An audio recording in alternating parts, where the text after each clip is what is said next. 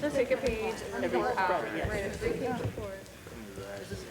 I totally left this on my shirt last time and lost it. And then you got another one. To be put in the extra. Yeah, on our agenda. I have a pin size thing in that one.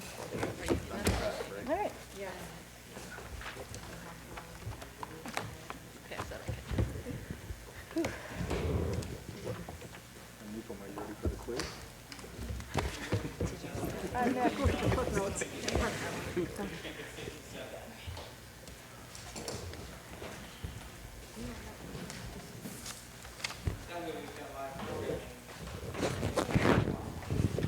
Are we okay? Okay.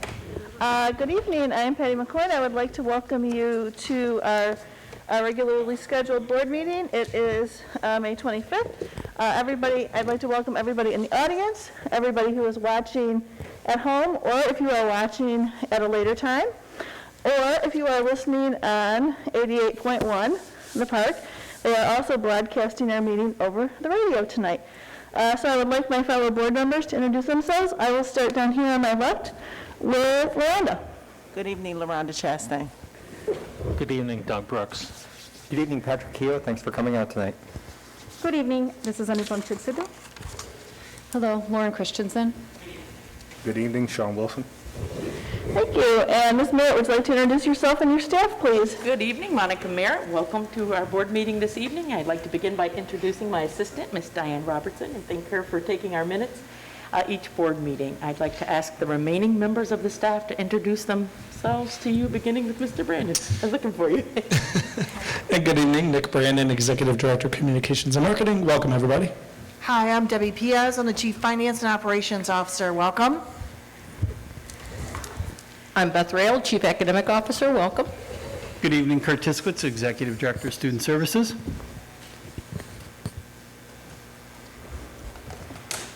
Is that it? Good evening, Liz Vartanian-Gibbs, Human Resources. All right, so we will stand and say the pledge. I pledge allegiance to the flag of the United States of America and to the republic for which it stands, one nation, under God, indivisible, with liberty and justice for all. All right, we are at letter A, adoption of the agenda and approval of consent agenda. I am looking for a motion. Madam President, I move that we adopt the agenda and approve the consent agenda, action item number 21-05-70. Thank you so much. I'm looking for a second. Second. All right, it's been moved by member Sadoo and seconded by member Brooks that we adopt the agenda, approval of consent agenda, action item 210570. Can you take us through the agenda, please? Yes, President McCoy. This evening, the consent agenda consists of human resources transactions since the last time we were together with 3 weeks of school left. Yes, we are still hiring champions, but we know we'll start the school year off with a full staff next year is our goal. We also have leaves, resignations, and retirements for your consideration. We have the regular meeting minutes from May 1st, 2021, and we have the final reading of policies 5460, that's graduation requirements, 5540, interrogation of students, and policy 8321, criminal justice information security, non-criminal justice agency. All right, so I'm going to call the motion. All in favor, please say yes. Yes. Yes. Yes? Any opposed? All right, passes 7-0. Dr. Vartanian-Gibbs. Good evening. I am very fortunate to introduce to you this evening a new teacher here in our district, Kara Groves. You can stand up. We are very fortunate. Kara has selected Plymouth Canton Community Schools. She is an English teacher at Salem High School. She comes to us with a bachelor's degree from Western Michigan University. I also want you to know that Kara has filled in all year. You name it, she has done it at PCCS. She has helped out in so many situations that we have dealt with this year, as well as secured her teaching certificate and has been working in a long-term assignment. So we are thrilled that Kara was selected for this position. So congratulations.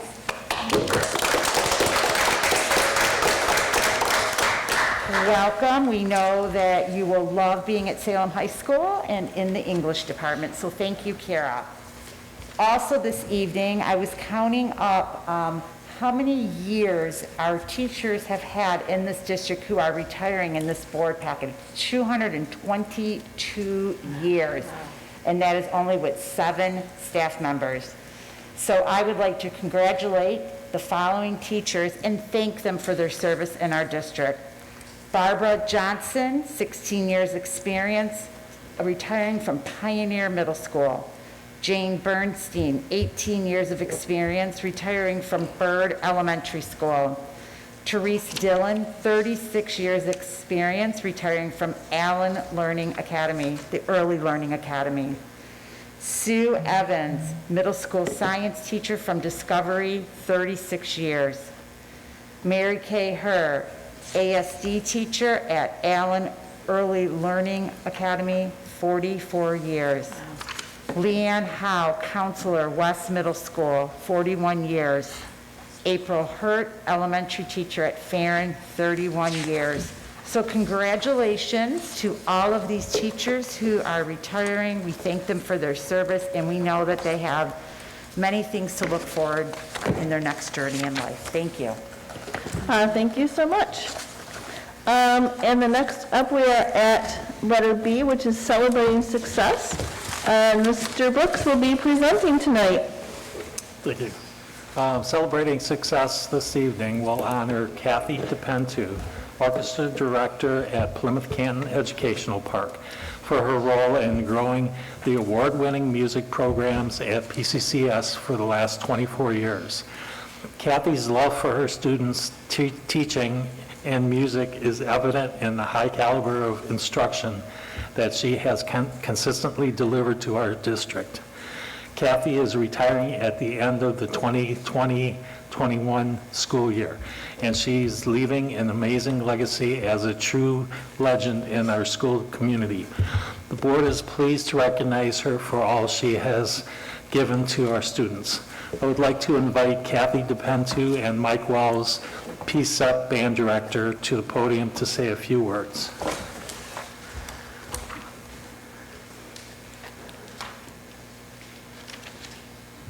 Check. Good evening. Can everyone hear me okay? Yes. Fantastic. So this evening, I'm absolutely honored to highlight an individual that has affected so many in the PCCS district and surrounding communities. For the last 25 years, Kathy DePentu has positively impacted thousands of students as a director and leader of the PCCS orchestra program. Kathy has created excellence in the classroom by developing sincere, positive relationship with students, leading them from shy yet eager sixth graders to mature and confident young adults. Kathy consistently pushes her students to achieve at the highest level, all while creating incredible musical experiences that simply can't be duplicated. Kathy is diligent, insistent, and very collaborative. She's an advocate for music in Plymouth Canton Community Schools, and this year is no different. In a year with so many challenges and so many opportunities to simply give up, Mrs. DePentu, alongside orchestra colleagues Penny Kazmierski and Jonathan Lundenberg, did everything possible to provide positive experiences to the orchestra students. Kathy spent time reinventing her teaching and approach to the musical classroom, putting together several virtual events that many of us have seen, I'm sure, that highlighted the PCCS orchestra students within our community. Kathy spent time researching and collaborating with colleagues and professionals on best teaching practices for music education in the virtual world, and put forth her very best effort for her students throughout the year. Not to be overlooked was an incredible celebration of music held recently at Heritage Park, showcasing to all that despite a pandemic and despite having every opportunity to give up, it can be done. Superintendent Merritt and her team has always mentioned the number of champions that we have for our students in the district and the number of incredible teachers that we have all surrounded ourselves with, and Kathy DePentu is no exception. Kathy DePentu has led the PCCS orchestra program for 25 years and has made the PCCS music programs, the district, and the community proud to share this experience with her. On behalf of the entire PCCS music team, we'd like to thank Kathy DePentu for a consistent and unwavering dedication to music within our community. Thank you, Kathy.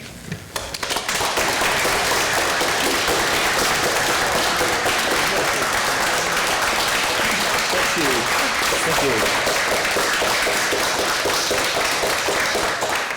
On behalf of the Board of Education, I present Kathy DePentu with the Mary Beth Carroll Extra Miler Award. Kathy, would you like to say a few words? Oh. At concerts, the kids know they're supposed to take the mic away from me, really. Out of 40 years of teaching, I've always loved what I do, but it wasn't until I got the job here and looked at 27 kids, K through 12, that played string instruments, that I realized I'd found my home. And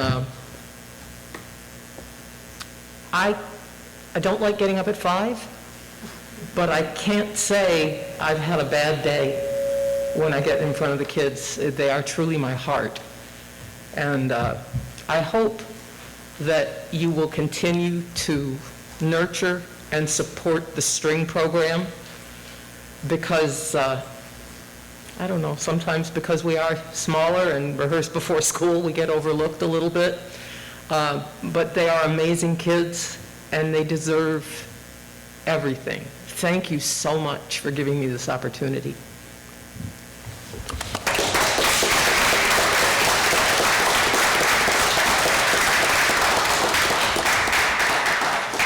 Thank you. Congratulations, Kathy. All right, thank you so much. And just because I have the mic now, I'm just going to mention that the first time I saw Mrs. DePentu was she would bring a group of kids to Smith School, and they would play at Santa breakfast as some accompaniment, and kids would be like, wow. I mean, because they had not realized they could play an instrument. And then I also had one year she did a little program for elementary students, and my daughter took it was about a semester full of violin. And while she didn't love the violin, she did play the cello for a couple of years. And I will tell you, the amazing work is when you have a child that's never touched a string instrument, and they're practicing at home, and then a few months later you're like, wow. This is like, and then when you see a concert and you're like, all these children just started, and see how amazing they are. So it really was wonderful what you've done in this district, and I hope that this continues as your legacy from the program that you built from just a very few children to the amazing things they're doing right now. So thank you so much. Next up, we have our board committee reports and action. So first of all is the president's report. And we have been kind of busy the last couple weeks. So we've had several members that have taken the Masb training, the superintendent evaluation tool that we use in our district, which is a commitment of an evening. Last Monday was a groundbreaking ceremony at Hulsing Elementary School. It was at 3 o'clock. It was a beautiful day for a super exciting event. It was like the culmination and the celebration of the bond that we never did celebrate because COVID. And so while it was very exciting and culmination, it was the beginning of the work for Ms. Pccs and the finance group and all of the operations people over the next quite a few years. But I'd really like to thank Ms. Chambers and the student and the entire Hulsing community for allowing us to be there. She had several students who participated, and they were able to tell us why they were so excited about the upgrades coming to their building, and that makes it real for us. What we're doing is affecting our students, and that's what we want. And then I'd also like to, again, thank the community for supporting that bond. Without that, we wouldn't be doing this. And it's an important step towards the equity in our facilities that our Hulsing, as with several other of them, will now have their own gym and cafeteria, which is going to make a huge difference to the students in the fall. So thank you so much. Last week was 3 of the high schools held honors night here in this theater, and a couple of us attended different evenings. It was fantastic. They had to totally revamp their programs, but it was excellent, and really honored the students that were receiving things. And then on Thursday, Anupam and I attended the parent council meeting.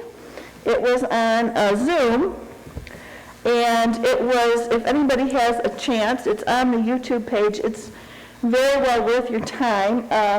Beth Rail and Frank Ruggiero gave an overview of some of the work they're doing around mental health supports for our students.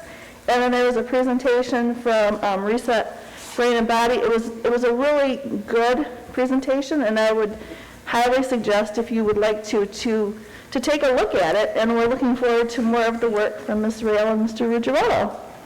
So that is it for, and then of course we have graduation coming up soon, which is always super exciting. We're so looking forward to it. Next up is Student Performance and Achievement Committee.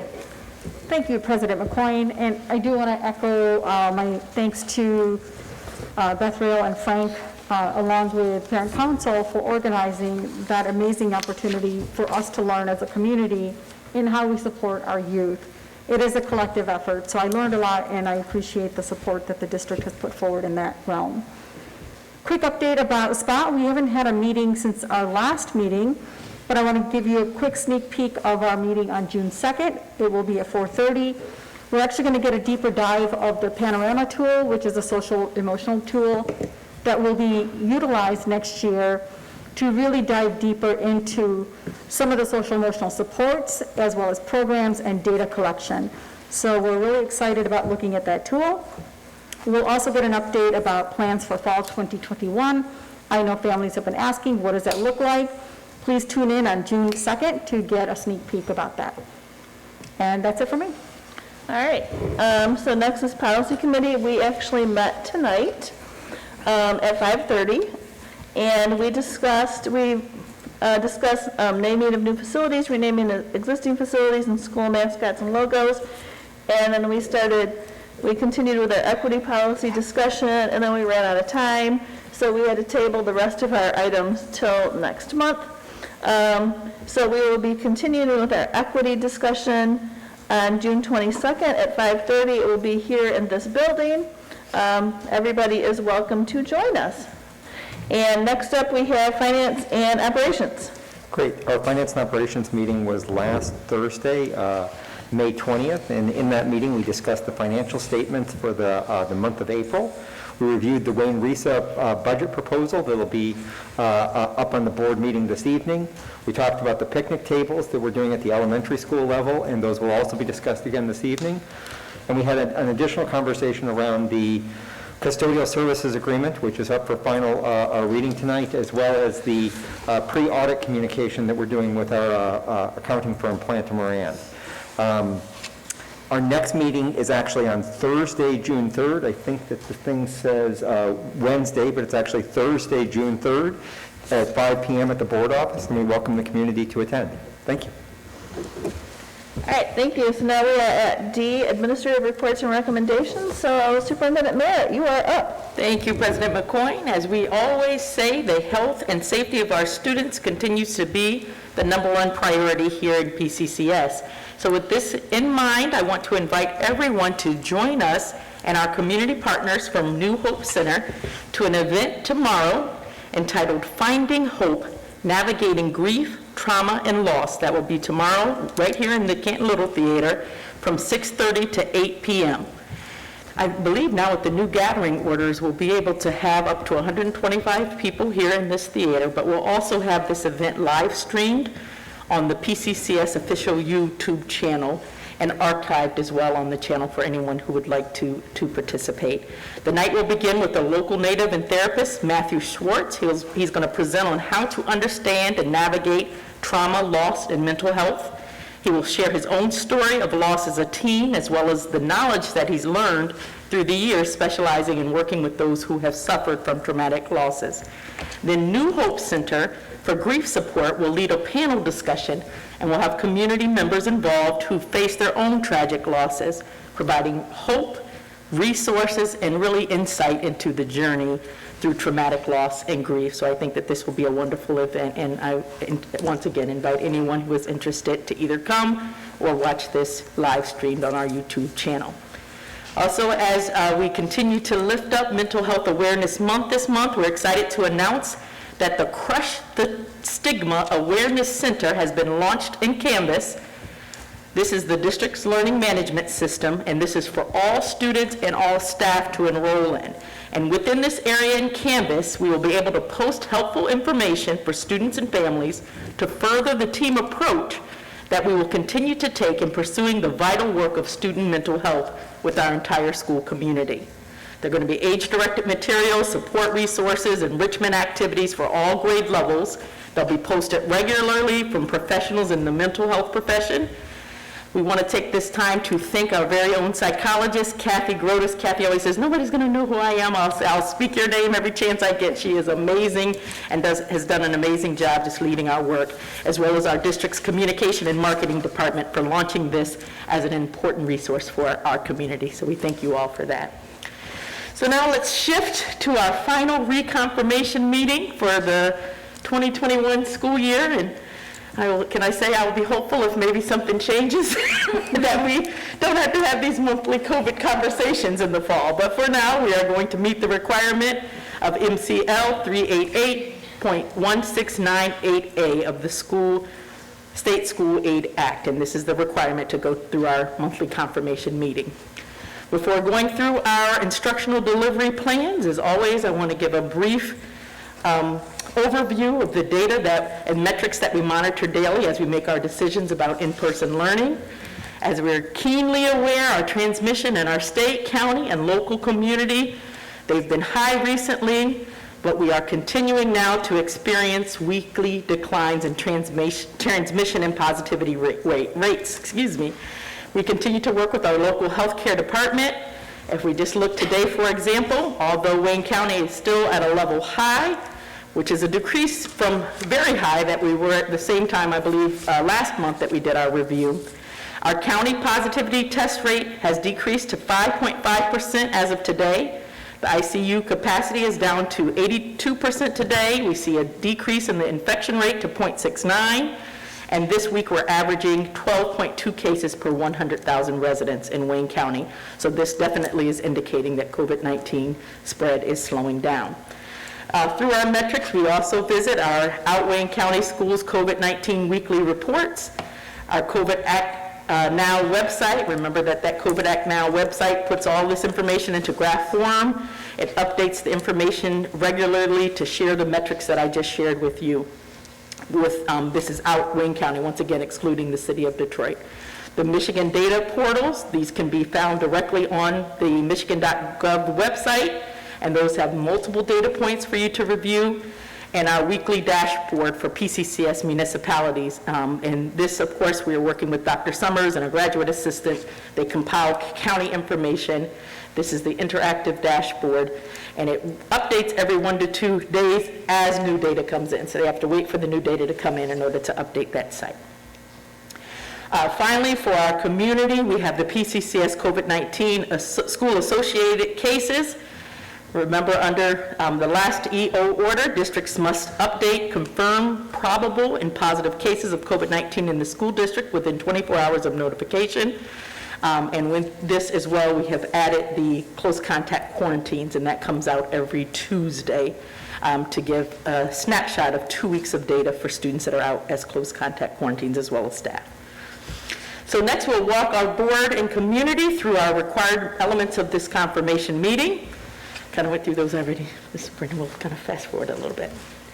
Looking at our initial plan, this was approved by the board on September the 29th. We had 2 instructional delivery models, the P-CCS Virtual Academy, 100% virtual model, and then we had Safe Start Remote Learning with P-CCS. If we recall, that model started 100% virtually, then we had a phased-in approach to in-person learning.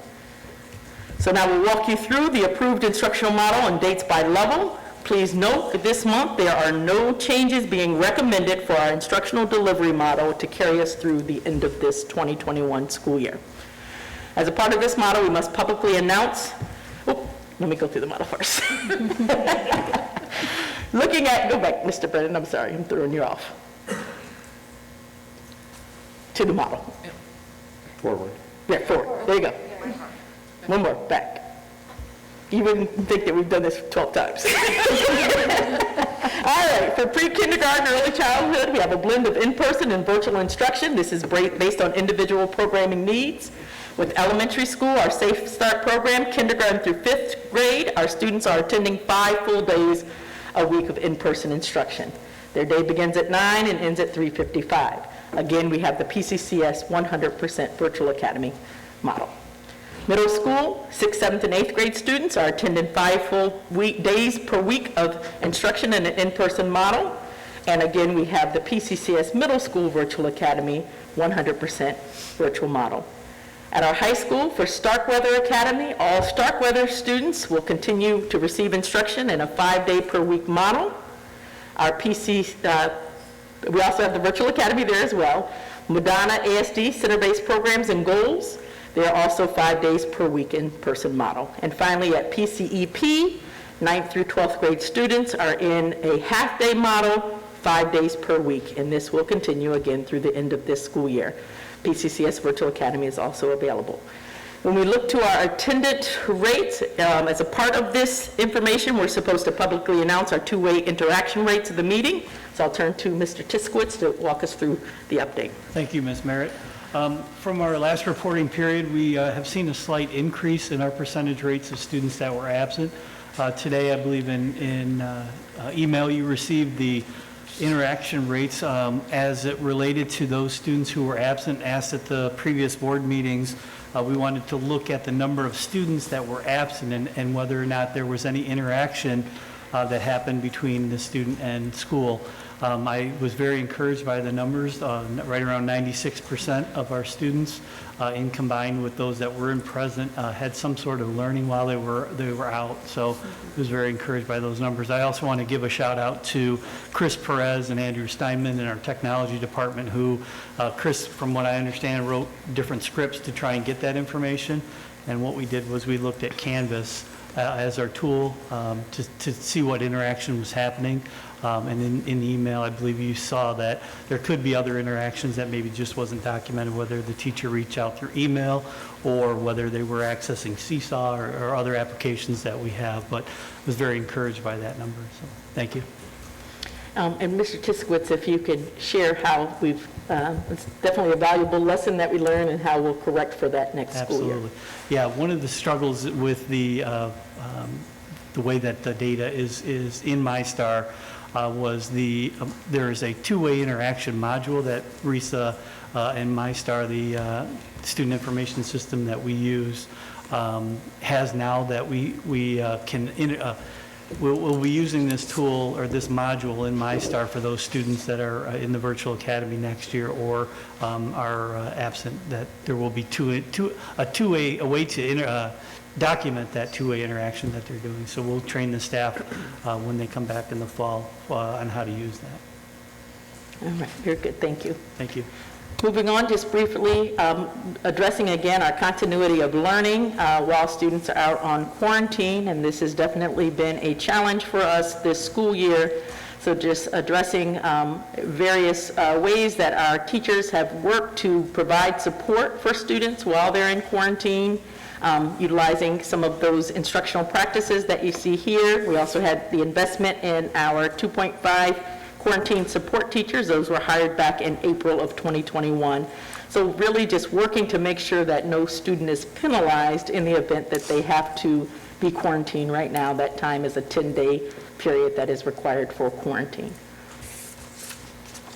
The approved mitigation plan still in place, making sure that we're wearing the appropriate PPE, the appropriate spacing, our hygiene, the screening, our bus and student transportation guidelines, cleaning, athletics, continuing, of course, under the newest order to, although we have a lot of shifts outside in terms of no requirements for mask wearing today, actually it's going into effect June 1st indoors. MIOSHA is lining up with the new MDHS order that will not require then our staff when they're outside to be 6 feet apart if they're going without their mask. We as a district, as we've announced, although there are some changes in the new order as it relates to mask wearing indoors, if you are fully vaccinated, we here in PCCS will still require masks to be worn by students and staff for the remainder of the school year.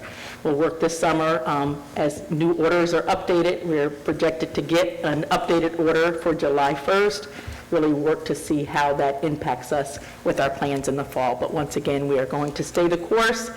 We don't have, masks are optional outdoors, but while we're indoors, all staff and students will continue to wear their masks.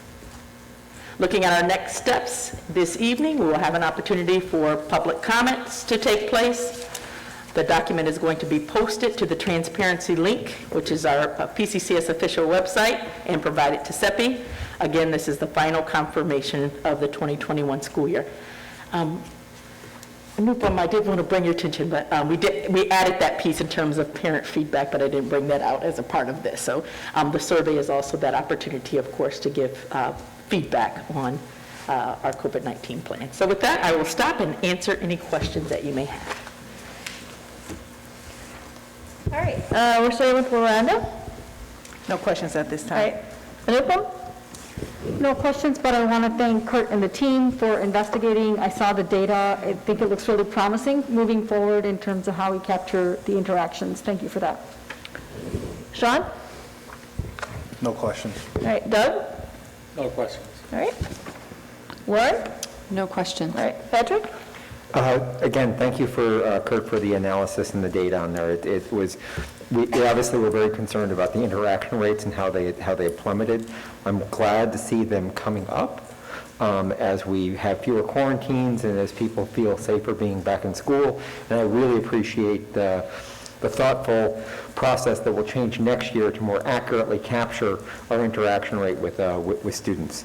I did want to just double check and make sure that we're clear about what we're doing for the fall. At this point, our intention for the fall is to have full-time in-person school with 3-foot distancing and 6-foot distancing during lunch at all levels. Is that correct? That is correct. And the plan right now for our building level design teams is to have final plans for us in place, and our reentry task force for June 1st is the date to have the final plans. And we will then do a board presentation for our fall plans on June the 8th. The idea is that we want everyone to leave for the summer knowing exactly the plans that we will have for our return in the fall. That's great. I really appreciate that. Thank you very much. Thank you. Yeah, there's been quite a few questions we're getting about what we're going to do in the fall, and that parents will be very happy, and that this way now I have a firm date to give them. And thank you, Mr. Tiskowitz. That information we got today on the interaction rates was very interesting. And thank you so much for doing that work. So now we will move on to finance and operations. Good evening. This evening we have with us Craig Wall, the Director of Educational Services for ABM, as well as Todd Fleming, the Operations Director. This is the culmination of about a 5 to 6 month process whereby bids were obtained and opened on March the 18th. There were 3 rounds of interviews, including the core team. It was discussed with F&O, which is the Finance and Operations meeting, on both May the 6th and May the 20th. And during that time, we reviewed the contract and the proposals and all the attachments to that contract. In addition, on the board meeting of May 11th, we had a brief presentation by Mr. Wall, and they're here this evening to discuss any other questions you might have with them and on the contract or any of the proposal or any of the information you were provided earlier today. Mr. Wall?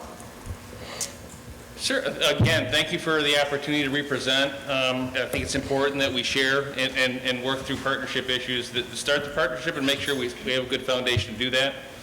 With that said, I wanted to bring Todd Fleming with us. Todd is the regional manager for operations over the Plymouth area and would be directly responsible for liaisoning with the district during what we call the CBRs, the quarterly reviews, where we will have our KPI meetings and whatnot. So I wanted to bring Todd, but certainly open up the floor to any questions that you may have regarding our proposed contract. Okay, we will start with Miranda. Actually, don't have questions. All right, Anupam? None for me, thank you. All right, Sean? No questions. Doug? None right now, but I'm interested in hearing what's going on. Other questions? Go ahead. Lauren? No questions. Patrick? I do have some questions. First, I want to thank you for sharing the information on how you do the inspection process and how you do measure quality. I did have some questions and concerns about that. The first sample that you provided us was from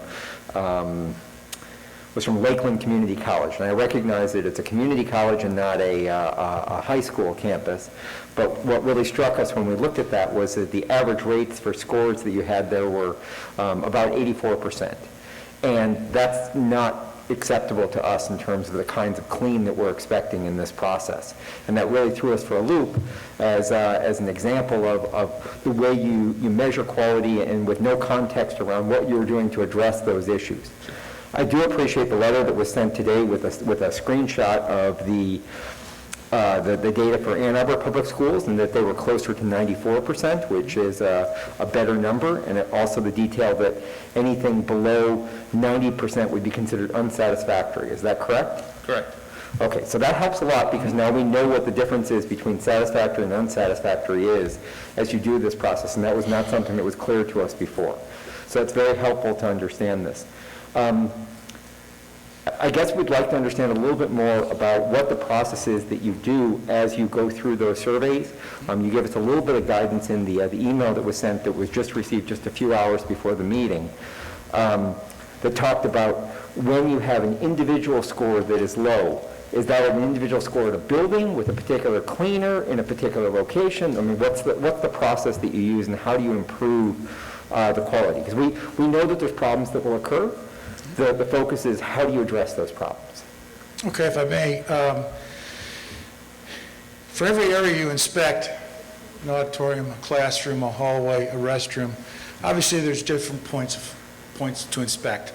A kindergarten classroom, you're going to have the most points. So, you know, and satisfactory or unsatisfactory has been said is the grade. Typically, when an inspector is going through and they see something that's unsatisfactory, they have to make a call. 9 times out of 10, they're going to grab that custodian, bring them back, show them the issue, have it taken care of, and or train them, and then that custodian can go about their way. Now, I'm talking about maybe a missed trash can, an unvacuumed classroom, maybe a bathroom that was missed. If they see that, you know, the top ledge of a whiteboard hasn't been dusted in a week, they might let that go. Write it down as unacceptable, but let that go, you know, let that go for the reports to delve out. And, you know, it'll probably be even corrected before the reports come out. You know, that manager will speak with that custodian, especially if they're seeing it trending, okay? That's the nice thing about the reports. The reports are actually, they're not used much to communicate with the custodians themselves, all right? They're used to gather data. They're used for me to look at. You know, I've actually found personal issues with custodians because I've seen them trend down. I talked to them, I said, is everything okay at home? Actually, my mom just died. Oh, okay, well, that makes sense. But typically when, you know, unsatisfactory marks are seen, they're dealt with immediately. Sometimes the manager might take care of it. More often than not, though, I prefer to see, you know, pointed out to the custodian, retrain, and on their way. Does that? Yeah, that helps. I mean, we really are looking for continuous improvement, and that's appreciated in that process, and it sounds like that's what you do. Mm-hmm. The kind of related question I had to that is, how do you reconcile the principals' reports, which is more of a survey, done with the principals, with the scores and the data that you have from the inspectors, the inspections that are done by the managers? There was something in the email, but it didn't really. It was a little bit unclear to me. Certainly, and I'll be completely honest with you. I get a little nervous when I start seeing managers scoring 90 and above. I want to go out and look to make sure that's the case. Okay. It probably is, but I get a little nervous because we take our inspection scores versus what the principal survey is, okay? So if a principal survey is coming back at all A's, to me, that's a 90, 95, okay? Okay. So let's give an example. A middle school principal 1 month comes back and gives us B's everywhere. And our inspectors are giving us 90s and 94s. That's a huge light for me. What's going on? Somebody's not seeing eye to eye here. That's where we see the variation. We don't expect the principal to go out and inspect. They walk the building. They see what's going on. They hear from their teachers. You know, the principal survey is just a quick, yeah, that's good, that could use some improvement, you know, like that. And we expect that principal score to be higher than our score. Okay. And so in that situation, how do you deal with it where those principal scores are perhaps lower than the scores that your inspectors are finding? How do you address that miscalibration? At that point, I'm going to get the account manager involved personally with that building, that principal, and that manager. First, I would expect the account manager to go through the building and do several inspections of their own in various areas, you know, because one custodian's got one area, another custodian, you know, to get a good average of the building. Maybe do more than just the required 25 for a week in that particular building to get a good look at what's going on. Okay. All right? We have had principals in the past. They've had a bad morning. Boom, here this comes. They don't really want to fill out the report card, but they got to do it, so, you know, B, B, B, C, B, you know, what have you. That happens. I'm not saying that's going to be the case here, but that's, again, the account manager's job to figure out what's going on. Is it the inspector that's given us a bad grade? Maybe we had a bad night the night before the principal you know, did their report card. But it's my expectation that the manager is on that, working with the principal. What are your issues? And we'll take care of those and get those rectified. Okay, great. So I guess from a board perspective, we're looking at the process as a whole. And, you know, we don't generally drill down into individual schools and specific processes. I guess this is more of a question for our operations team, is to, are they looking at the reports results from an individual school perspective? Because what I'm really worried about is things getting lost in the averages. We might have an average of 95%, but we may have one school that's at a 60. And we certainly don't want to see that. No, you certainly don't, and nor do I. That's the beauty of these reports. You know, it can go right, you can look right down to a particular inspection, a classroom. What was wrong in that classroom? And it will be up to your operations department, you know, what they want to see. We'll give it all to them, you know, and you know, they can kind of sift through it and look at it. My guess, having done this for a while, is for the first few months, once the school year starts, they're going to look at it pretty closely. And we're going to see, you know, we might see a little dip at the beginning of the school year, and then it's going to start to bell curve up, and then it'll stay up. And we'll see maybe a little dip in January, a little dip in February. It's typical. It's the winter months, salt's coming in the buildings, it's rough on the floors. And then it'll go right back up for the end of the school year. This is really normal, you know, but again, it can be drilled down to as specific as you want it, or what's the whole district doing? It is also our intent to continue the Google Doc process that we established with the PCEA in collaboration with them. And so we'll have a per building report as well to marry against what their principal surveys would have. In addition, we would have the continued school dude process, work order system that would indicate what repairs and maintenance items might need to be addressed to the building. They're not merely a custodial in nature, but are more a maintenance issue. And so then on a quarterly basis, the summary of all that information will come to a client business review meeting. They call them the CBRs. And those CBRs will be as detailed or as general as we dictate. So I'm assuming in the first 6 months of the contract, it'll be pretty detailed. Great. Yep. And then as things settle down and progress, we'll lengthen the time between those meetings. But in the first 6 months of the contract, we'll probably be meeting once or twice a week on a going forward basis to make sure we have a smooth transition from our current vendor to ABM. If I may, ABM is a data-driven company. If you want to see it, we'll get it for you. Yeah, I personally don't want to see it. I want to feel comfortable. I want to feel comfortable that our teams are looking at the information and that the information is exposed to them. And I've seen that. It really gave us pause in the sample that you gave us. Yep. My last question is, and I really appreciate the principal survey and the correlation to that against the site inspectors. My last question is we oftentimes do the climate and culture survey, where we capture information from not only our families and our students, but from our staff. Are we continuing to do that, and will we be able to, Ms. Piaz, will we be able to correlate that with the reports that we're seeing from the schools?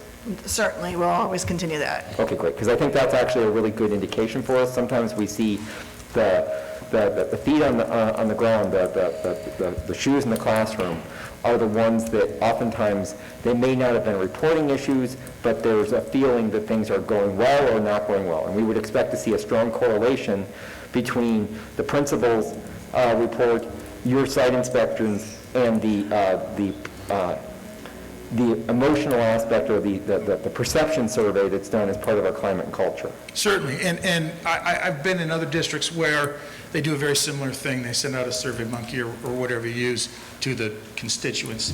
And the results I've seen in the past, it's very parallel to the inspections and the principal surveys. Excellent. Thank you so much for the detailed email, and thanks for taking the time to answer my many questions. Absolutely, anytime.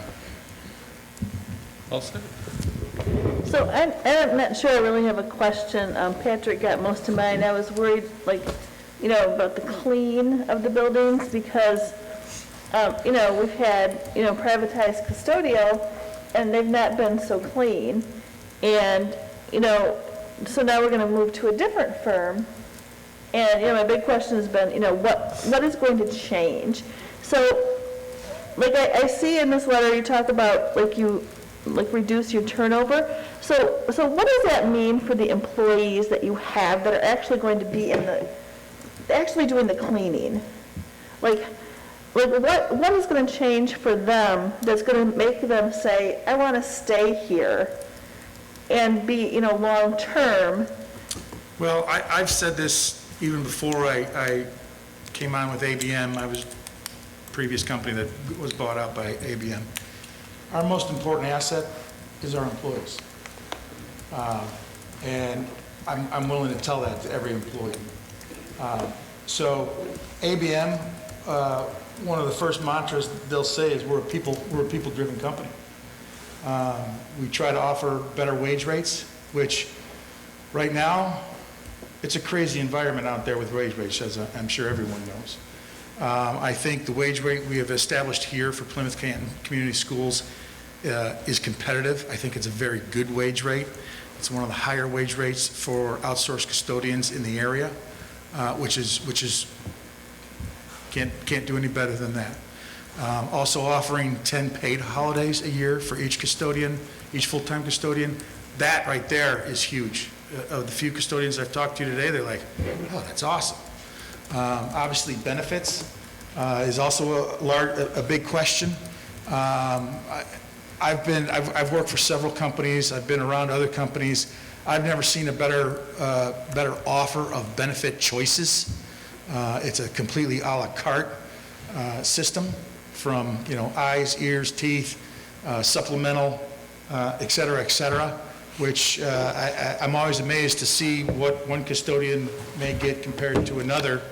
But they will, if everything goes well tonight, we're planning on having a job fair tomorrow, and we will offer all those benefit packages to them. Some other things we're doing to hopefully entice the custodians and show their value is we're offering a $200 sign-on bonus. We're offering a $500 referral bonus.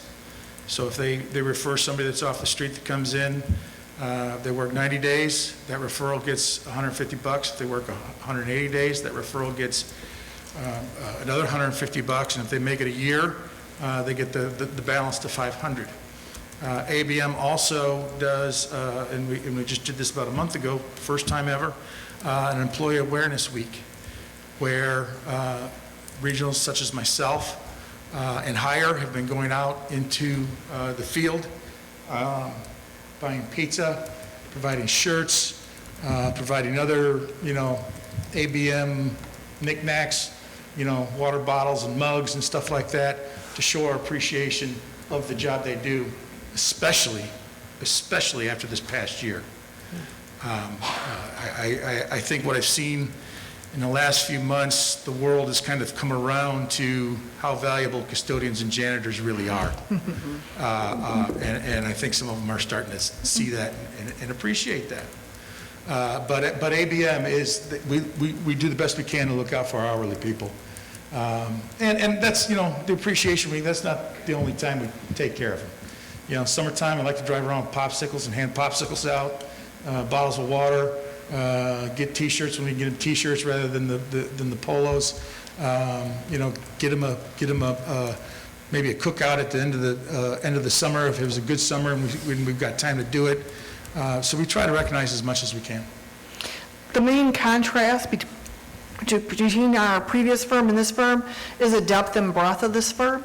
So this firm is a national company that has included in the contract 1 per every 10 employees, a permanent sub that will be assigned to our location.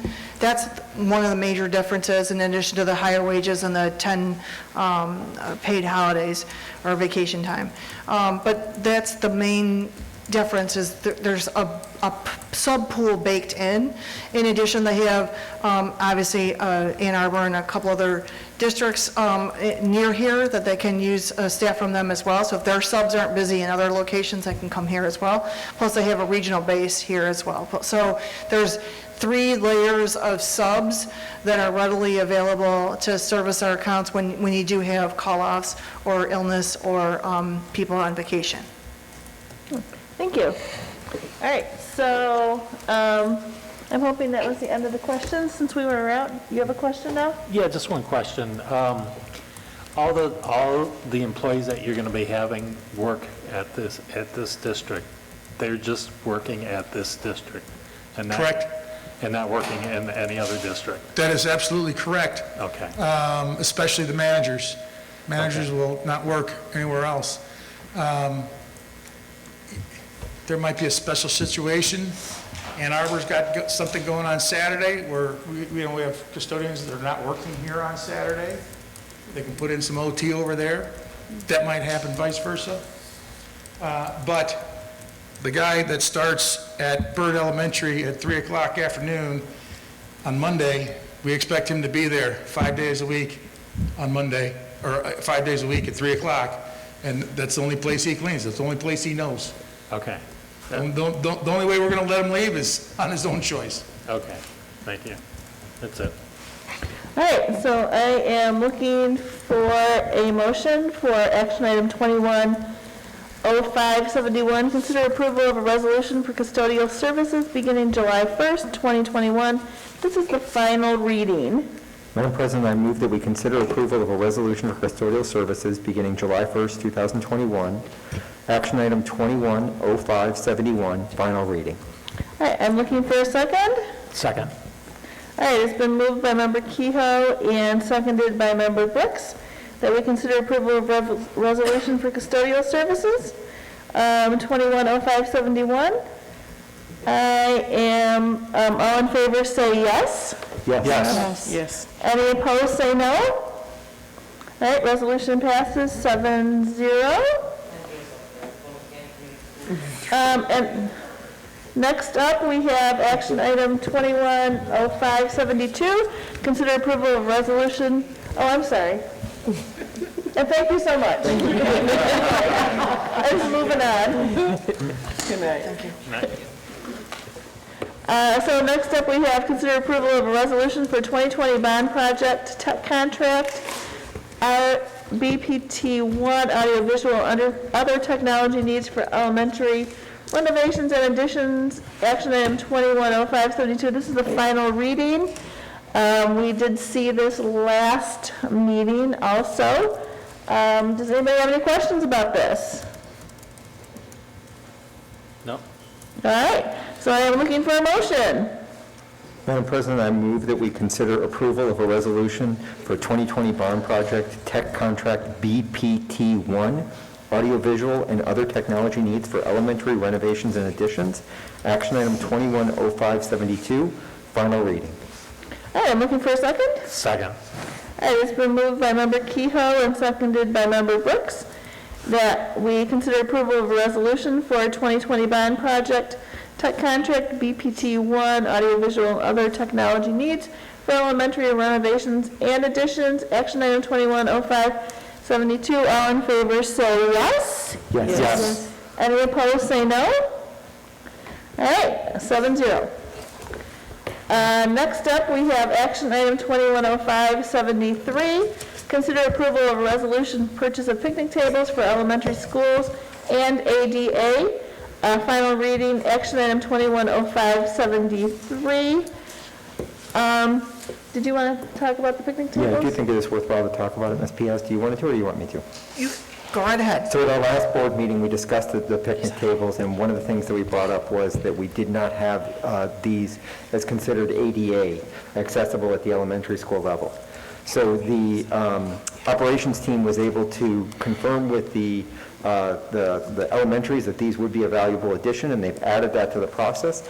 And they've also added additional picnic tables to make up for the ones that we had relocated from the high school to the middle school. So that will round out our picnic table population throughout the district. And they were able to maintain the same lower price point that they had, as well as the same delivery time frame. So we're excited to be able to move this forward. Does anybody have any questions about this? Okay. And thank you so much for doing that. That's excellent. All right, so I'm looking for a motion for 210573. Madam President, I move that we consider approval of a resolution to purchase picnic tables for elementary schools and ADA. Action item 210573, final reading. All right, I'm looking for a second. Second. All right, it's been moved by Member Kehoe and seconded by Member Brooks that we consider approval of a resolution to purchase picnic tables for elementary schools and ADA. Final reading, action item 210573. All in favor say yes. Yes. Any opposed say no. All right, 7-0. Thank you. Next up, we have action item 210574. Consider approval of resolution for a local district vote on Wayne Risa budget, first and final reading. All right. Hi, in accordance with section 380.624 of the revised school code, this board must now adopt a resolution expressing support or disapproval of the proposed Wayne Risa budget and must submit that budget to Wayne Risa by June 1. So that is why it's being considered this evening. Their attachments include all the proposed budgets of Wayne Risa. Does anybody have any questions? These were sent out to us earlier. Yeah, just provide some commentary on this if it's okay. Pardon me? I would like to provide some commentary on this if it's okay. Oh, feel free. Yeah, so we discussed this at the F&O meeting. For those of you that remember last year, we had voted to not approve this budget. We were unhappy with what RISA was doing in terms of their Section 18 fund balance and also some of the other increases that they had proposed when we were facing some very difficult times. This is a much more appropriate budget. It does not have increases in this, and they've also significantly changed the allocation of the Section 18 funds as part of this. So I'm personally pleased to be able to support this process now. All right, does anybody else have anything to say about this before we vote? Yes, Madam President, as you know, as usual in previous years, I will be abstaining from this vote since I work for Wayne Risa. Okay. All right, so I am looking for a motion. Madam President, I move that we consider approval of a resolution for local district vote on Wayne Risa budget, first and final reading, action item 210574. Thank you. I'm looking for a second. Second. All right, it's been moved by Member Kehoe and seconded by Member Brooks that we consider approval of a resolution for local district vote on Wayne Risa budget, first and final reading, action item 210574. All in favor say yes. Yes. Any opposed say no. All right, 7-0, that passes. Madam President, it's I'm sorry, 6-0. and I'm one sorry. abstention. Yes, 6-0-1. I'm sorry, I got carried away. All right, so next up we have teaching and learning. Yep, and for your edification tonight, we have the consideration of 3 resolutions, no action needed tonight, first readings on all 3. I'm going to invite Dr. Brady, and I'll kind of talk about what you're going to see in a minute. So you'll see from Dr. Brady, Dr. Deirdre Brady, our Director of Curriculum and Professional Development. And with the first 2, we're going to hear from Rania Hamoud, who is our Curriculum Coordinator for Social Studies and School Climate. You're going to see 3 resolutions tonight. The first one is around materials purchase for high school practical law. On your tables, up at the board tables, you will see several, you'll see one example of each of the text materials that we will be talking about tonight. First, we're going to talk about high school practical law. We'll take you through a little bit of the process. It's kind of exciting to be here and talk about new curriculum materials and new resources. Kind of feels like good old times right now. And then we'll also talk about high school social studies, which includes U.S. history, world history, and econ. So we'll talk a little bit about the process and then just kind of answer any questions you may have. So I'll turn over to Dr. Brady and Ms. Mood so that they can kind of walk you through the process. Hello, good evening, everybody. Nice to be here. And like Ms. Rail said, after the year and a few months that we've had, it's lovely to be able to be before you to talk about progress and moving forward. So I'm happy to be here. Even though my team has done a lot of different things this year in order to help support the district and what needed to be done, we also did have the opportunity to work on curriculum items, not as much as we normally would in a traditional year, but we did have a few pieces that were in process from prior to COVID-19 that we were able to continue forward with. So Ms. Mood is here today. She's going to first talk about our practical law class. This is a high school course that needed to have new materials and new curriculum adjusted, and then 2 different other high school main courses that all students take that also needed to be have gone through the process. So I'm going to turn it over to Ms. Hamoud. Yeah, good evening, everyone. Thank you so much for having our team here today. So this evening, I'm here to provide information regarding the new social studies resources that the district is interested in purchasing and adapting. So the first purchase that's presented today is for practical laws. This is a semester-long social studies elective course that's offered to high school students at PCCS. There are currently 7 sections that are offered, being taught by 2 teachers. Students have been using a textbook with a 1990 copyright date. So that's a little outdated, we can say. To help ensure that our students are able to utilize updated classroom resources, including an online program, which makes learning much more effective for students who are living in the digital age, this course would obviously greatly benefit from updated resources and an updated textbook. So both of the practical law teachers had the opportunity this school year to review the McGraw-Hill 2021 Practical Law Street Law Program. This is the same program that's currently being used by the 2 teachers. So I will talk a little bit about this program. It's only available, this is the only program actually that's available at the high school level. The other practical law programs that are available are more suited for college students. So the following feedback was shared by the teachers during the review. Both teachers mentioned that the book is well written, and there's the sample being hopefully being, They're being passed around. unfortunately, we only have 1 of each copy, but you can have a pretty good understanding to see like the information that I'll be presenting today. The book is well written and obviously aligns with the topics that are covered in the course. The language and examples throughout the text are easy for students of all ability levels to comprehend and understand. Teachers also mentioned that it's great to have an online platform for students where they can quickly access the digital textbook and also complete activities online. So this is convenient for the teachers because they're able to have things instantly graded. It can also provide quick feedback for students as well as they're completing their assignments. The references and links to the other resources are helpful for both students and teachers. There are pictures, graphs, charts in the textbook which allow students to make better connections to their learning. And the McGraw-Hill Street Law Program also helps to offer an optimal learning experience for our students because they do have case studies that are included in the program. So the total cost for purchasing the new Practical Law student textbooks and teacher materials is $14,967. And before I provide information about the additional social studies purchases, I would like to welcome the board if you have any questions about Practical Law program with McGraw-Hill. Does anybody have a question about this? Right. Patrick? So it looks like this is a 6-year subscription? Correct. What is the cost of the subscription after the 6 years? Where does it cap? I'm sorry? So what is the cost of the subscription after 6 years? Because, I mean, we're using a book that's now almost 30 years old.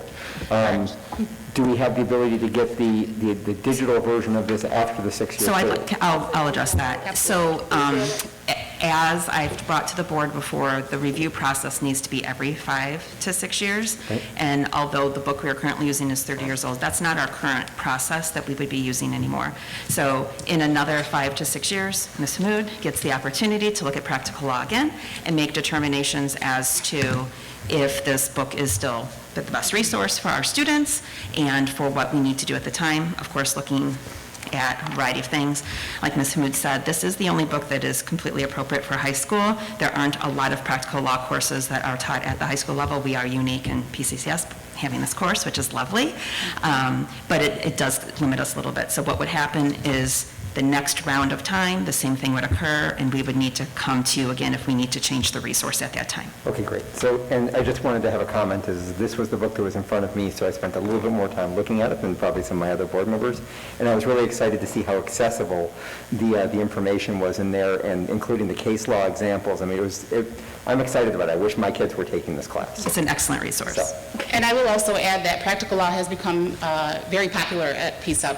We're having more and more students who are actually enrolling in the course. That's great.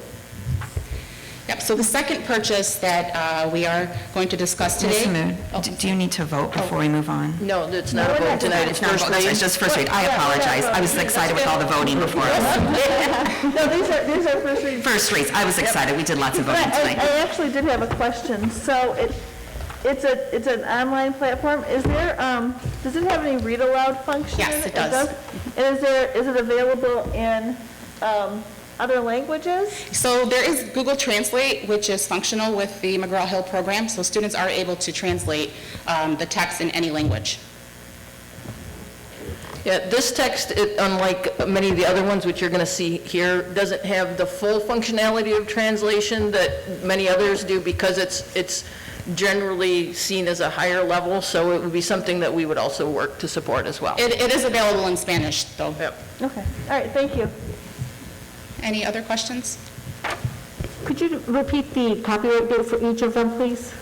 1990 was the copyright date for... No, for the new books. Oh, the new book, 2021. For all of them? No. For Practical Law. This is just for, yeah, we're just talking about Practical Law right now.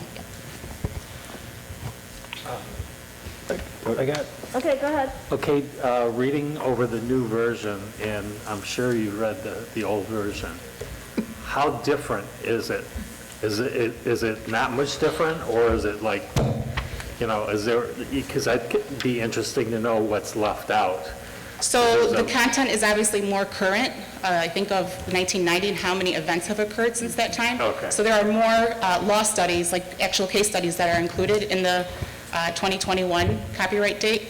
And then also, there's more diversity in the textbook that's also included. So when you look at even just the variety of the pictures between the two textbooks, you'll notice that there's a lot more diverse pictures talking about diverse people.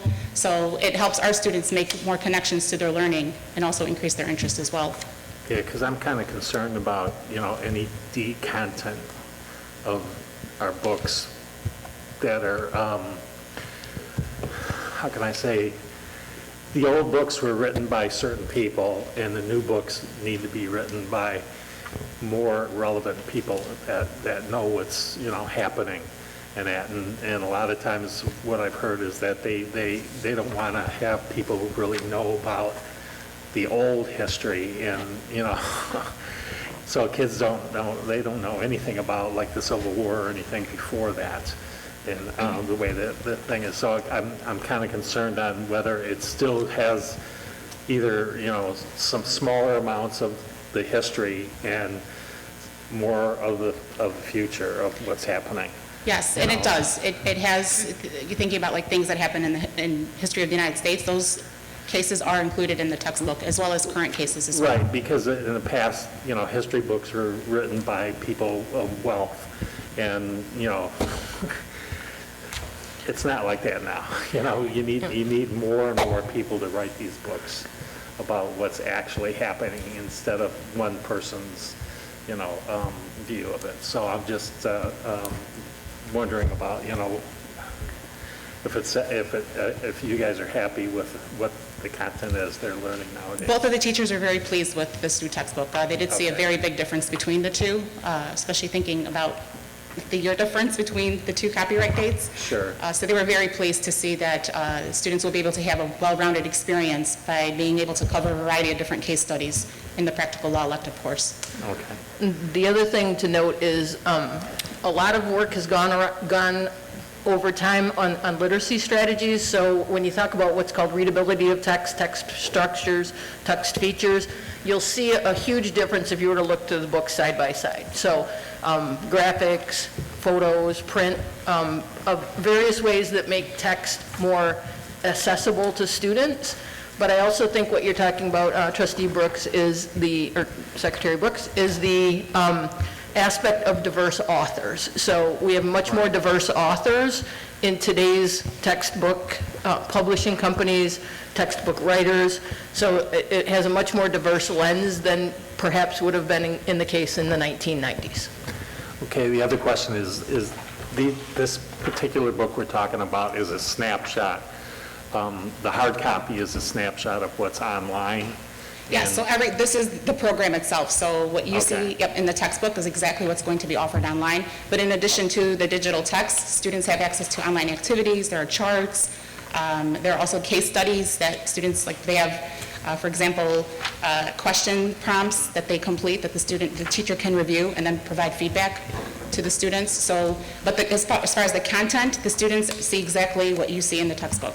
Okay, because, so is it's offered, the hard copy's offered to those districts that would like to just have a hard copy, and for those others that want the online version?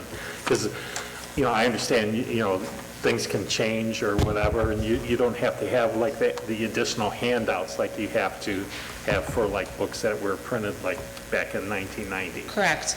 Yeah, so everything is digital with this program. But there is, students do have the opportunity to check out a book as well.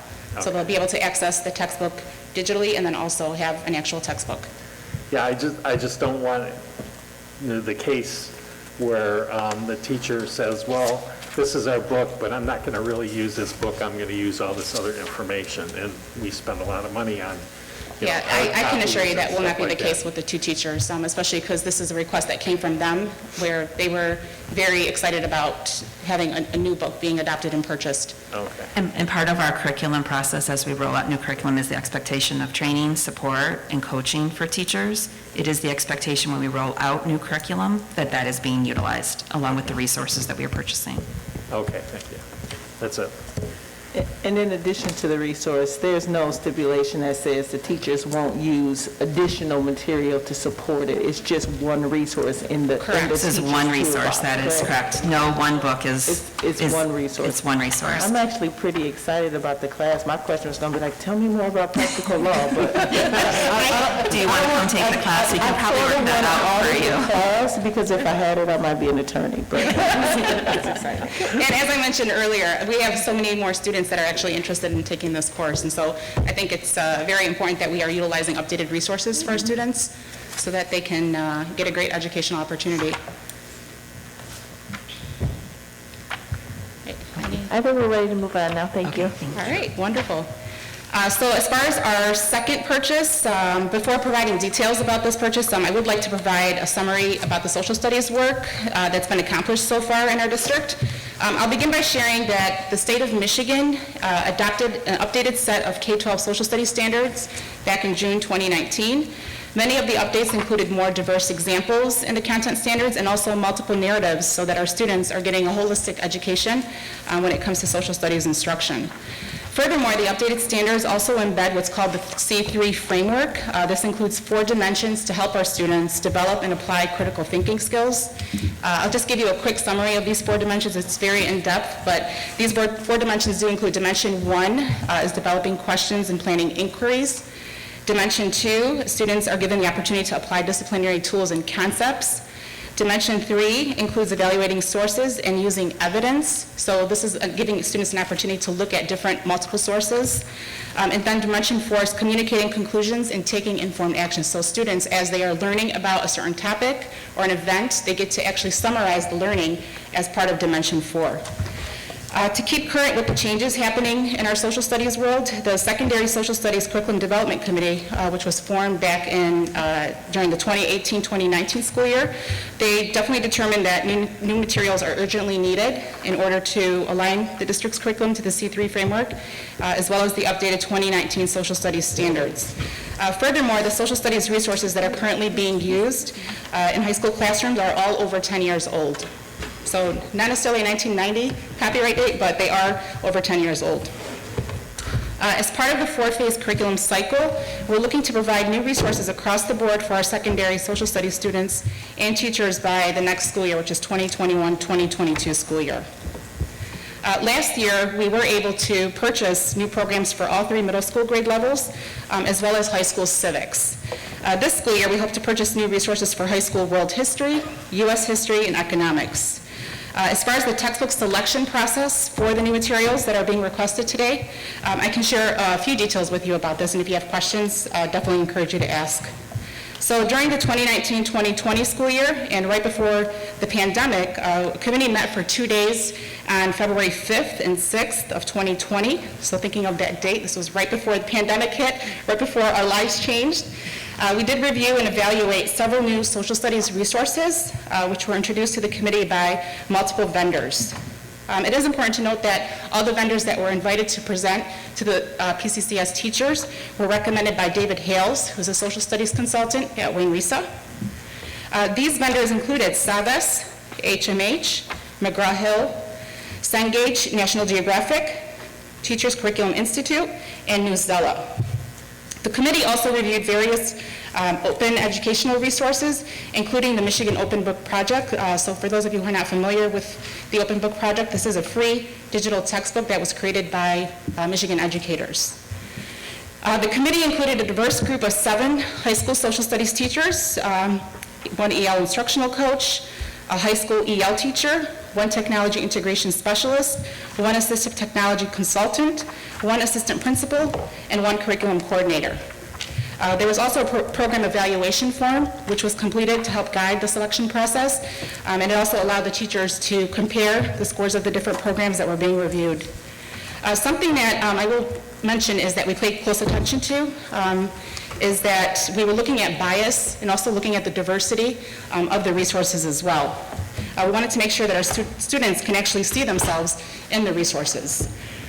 Based on the committee's evaluation of the resources that were reviewed, the following programs were selected and then piloted during the first semester of the 2020-2021 school year. So for world history, we piloted McGraw-Hill, which is titled World History and Geography. And then to answer your question, Anupam, it's 2018 is the copyright date for this textbook. We had 4 teachers that were part of the pilot process for world history. U.S. history, we piloted Cengage National Geographic, and the title of that textbook is U.S. History Through the Lens, 1877 to the present, with a copyright date of 2019. 5 teachers were part of this pilot process. And then economics, we moved forward with McGraw-Hill. The title of the textbook is Understanding Economics, with a copyright date or year of 2018. And 3 teachers were involved in the economics pilot. In summary, the 12 teachers who volunteered to pilot the new resources, they were able to attend a virtual summer training that was offered in August 2020. 1 high school special education teacher and 1 EL teacher were also involved in the pilot. All 3 high schools, including Starkweather, were represented in the pilot process. The pilot timeline was from September to January, which is 1 full semester. Although all the high school students were learning virtually this time, the vendors were kind enough to give us access to the resources for the entire school year. So what was great is when our students, for Safe Start students, came back to school, we were able to actually utilize the resources with them in person. We had virtual coaching support, which was offered by the vendors throughout the pilot process. And the teachers also used their PLC time to collaborate with one another and to provide feedback about the pros and cons of the new social studies resources.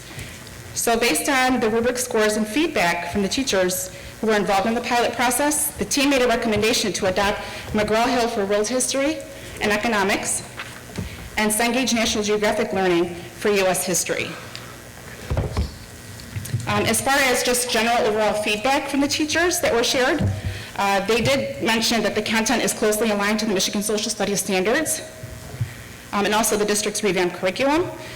There's an intentional focus on inquiry in 21st century skills, which easily connects to the C3 framework. The online text can be read aloud to students. There are diverse pictures that are included throughout the textbooks to increase the students' interest in the content. The content is unbiased. It includes multiple narratives and highlights the accomplishments of all races and genders. Culturally responsive lessons are incorporated into the programs. The lessons and activities allow students to make real-life connections to current events. There are also key terms, interactive maps, timelines, and charts, which are all student-friendly and easily accessible online. There are also a number of interactive learning games and activities that are included to help increase student engagement. The online tests have some really great questions, especially the short answer and essay questions with graphs, timelines, and charts. There were a couple teachers that actually surveyed the students just to get feedback from them, and based on the survey results, the teachers shared that the students really enjoyed using the new resources. They also appreciated having a digital textbook during virtual learning.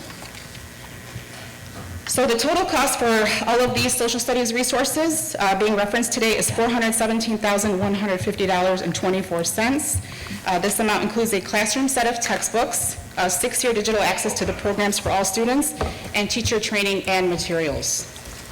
And at this time, I will welcome any questions. All right, does anybody have any questions? I think I just have an observation. Oh, okay. Go ahead, Miranda. Is it okay? Yeah, go ahead.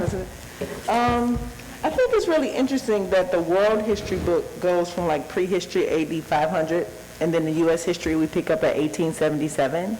And so it's a lot of history before 1877, right? And so I'm assuming, and it can be a poor assumption, that our teachers would, because in the book it does mention activities that happened before 1877.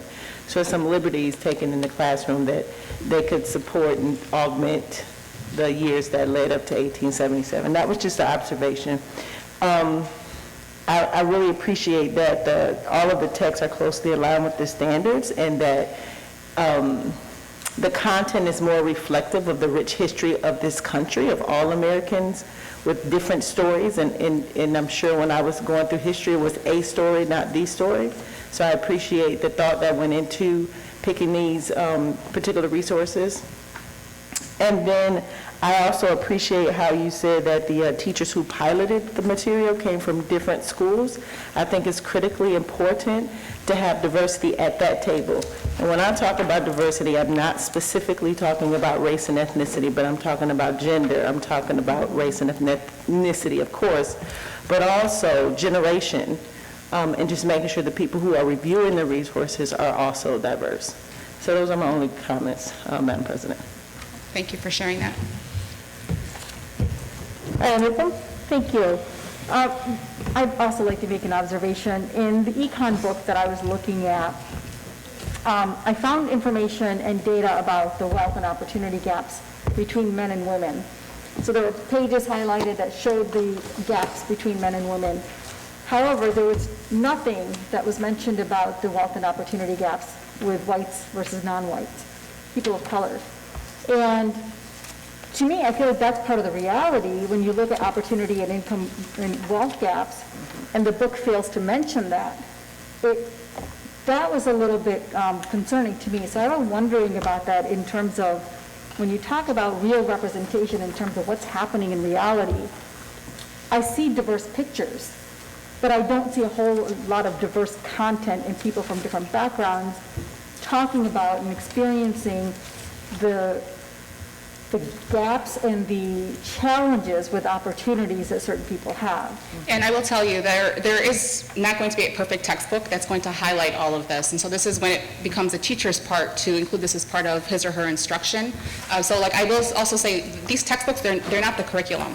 It's a resource to supplement our curriculum. So there are definitely going to be gaps in all of these areas, and obviously the person that will be filling in the gaps will be the teacher. And so like our curriculum development committee, we've been working really hard the past few years on creating lessons and activities that do address some of the topics that like you mentioned, Anupam, and then also other topics that are not necessarily included in the textbooks. Okay. So I just want to make sure that we're not just leaving it up to a handful of teachers to kind of figure this out, but it is an expectation that this is something, when we talk about equity and diversity, that we are really being intentional to fill those gaps for everyone. Yes, and so to piggyback on what Ms. Hammoud said, we in Plymouth Canton Curriculum and Instruction do not rely on a resource to be the curriculum. That's not curriculum, that's a resource. And so curriculum includes many other aspects besides the resource that you use. It is maybe 1/10 of all the different pieces that we go through when we look at curriculum. So yes, we would expect teachers to be utilizing the resources that we provide for them, but resources are more than the textbook. We also have pieces that are embedded into Atlas. We talked about Rubicon Atlas before, embedded inside of there to fill the gaps that textbooks might not have. We're not relying on a textbook to make those determinations.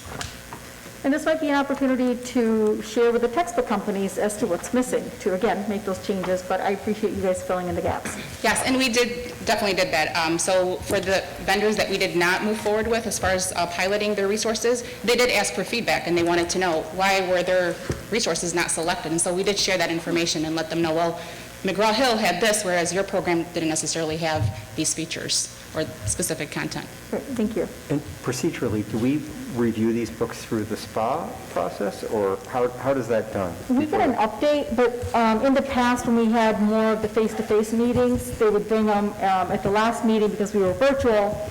Beth said that we would get them at the last meeting. We didn't get them at the last meeting, so she brought them this meeting for us to look at as a board. So in the past, we would kind of get a quick scan, but we as a board don't review it. They review it, they make the recommendations, we glance at it, just like now we're doing some little bit feedback, question, answer. But it's really, they do the work, they do the investigation, and they give us an update about which people piloted it, where did they get the feedback, and again, how do you fill those gaps? Okay, so some of those questions that you would have asked, like right now, probably would have been asked in SPA. If I had that. Okay, I was surprised you were asking these questions because I would have thought they would have come through SPA, and those were the... No, we were waiting for these books. Yeah, Okay, perfect. Yeah, the resolutions and the overview came through SPA, but because we are virtual, we didn't have access to be able to provide the books virtually at that time. And as I mentioned earlier, there was a rubric, because it is very hard to evaluate resources, so there was a rubric to guide the teachers during the process. So this definitely made the process a little bit easier for the teachers, and they were able to just compare their scores.